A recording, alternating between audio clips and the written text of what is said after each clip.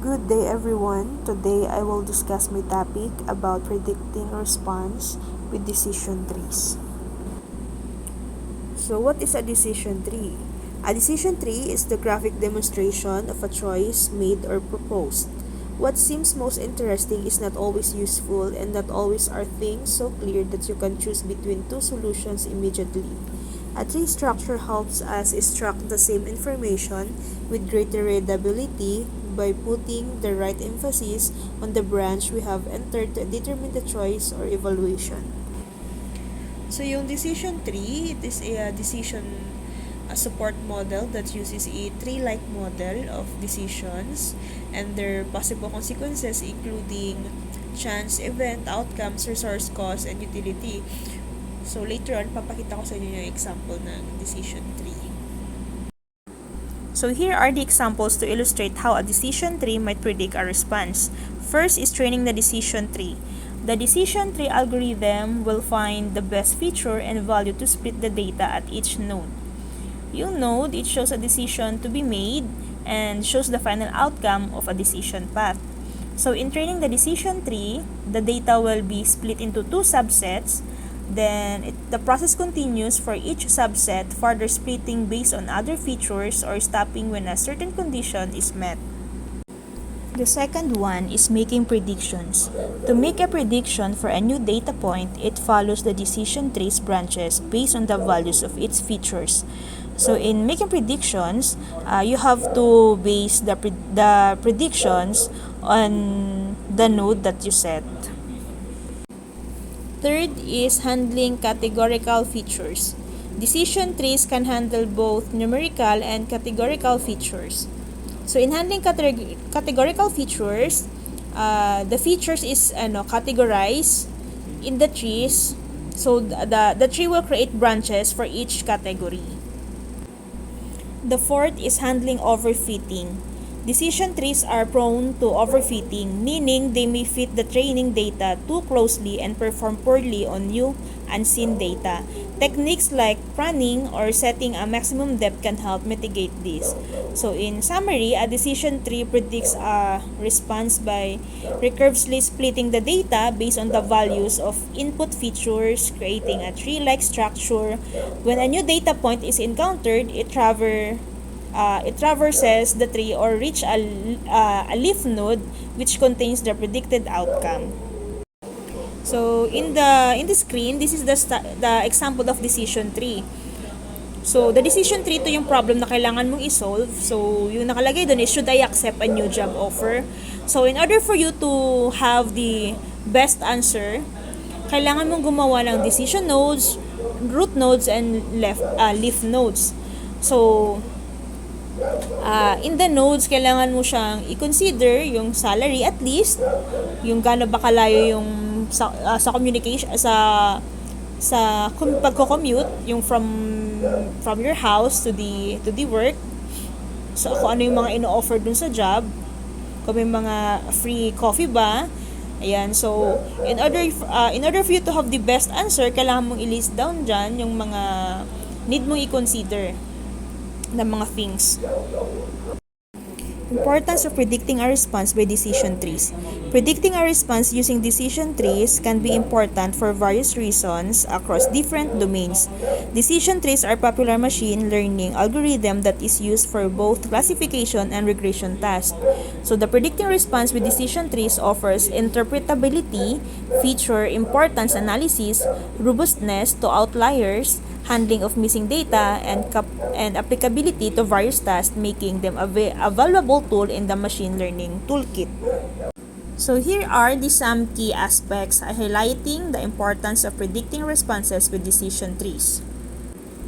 First is interpretability. Decision trees are inherently interpretable.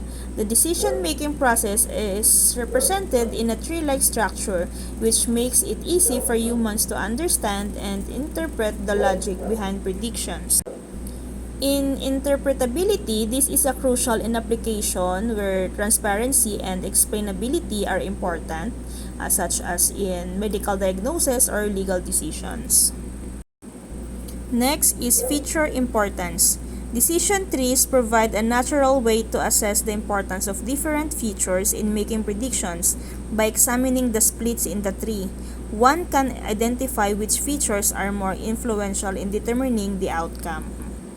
This information can guide feature selection and help in understanding the underlying patterns in the data. Next is handling nonlinear relationships. Decision trees can capture nonlinear relationships between input features and target variables. In handling nonlinear relationships, they are capable of handling complex decision boundaries, making them effective in scenarios where the relationships are not easily modeled by linear methods. Fourth is robustness to outliers. Decision trees are robust to outliers in the data. Outliers may not significantly affect the performance of a decision tree as the algorithm makes decisions based on majority voting in each leaf node. Next is handling missing data. Decision trees can handle missing values in the dataset. They use the available information to make decisions at each split, accommodating situations where certain features have missing values. Next is ensemble methods.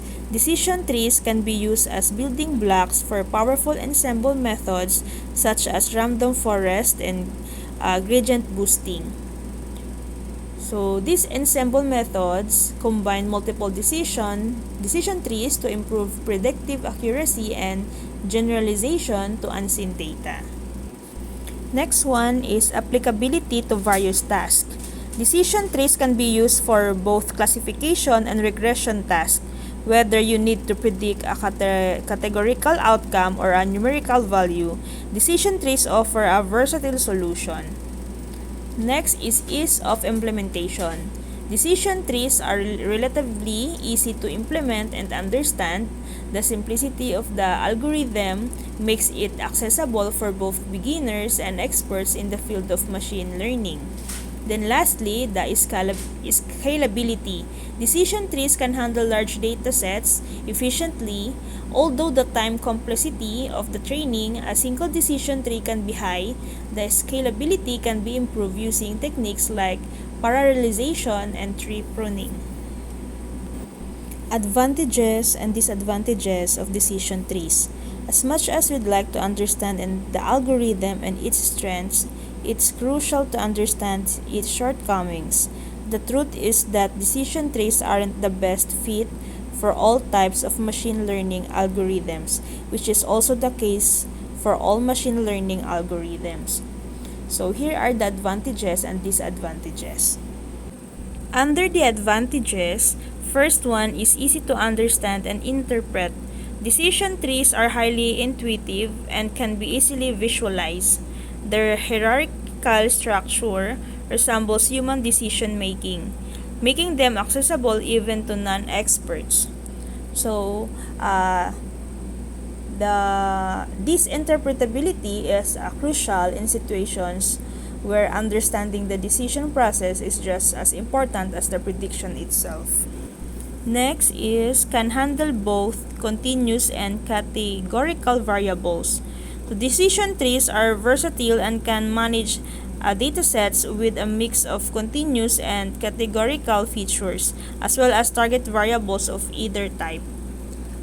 So, this flexibility allows decision trees to be applied to a wide range of problems. Next is minimal data pre-processing is required. Decision trees do not require feature scaling or normalization as they are invariant to monotonic transformations. So, they can also easily handle missing values and outliers, making them suitable for raw and noisy data. Last is can be used for feature selection and identifying important variables. So decision trees naturally perform feature selection by choosing the most informative features for splitting the data. So the importance of a feature can be determined based on how early it appears in the tree and how often it is used for splitting. So here are the disadvantages of decision trees. First is prone to overfitting. Decision trees can become overly complex when they grow deep. leading to overfitting the training data. This results in poor generalization of unseen data. Techniques such as pruning or setting a maximum depth can help mitigate this issue. Next is sensitive to small changes in the data. A small change in the training data can lead to a completely different tree structure, making decision trees unstable. This sensitivity can be reduced by ensemble methods such as bagging, boosting, or random forests, which build multiple trees and aggregate the results.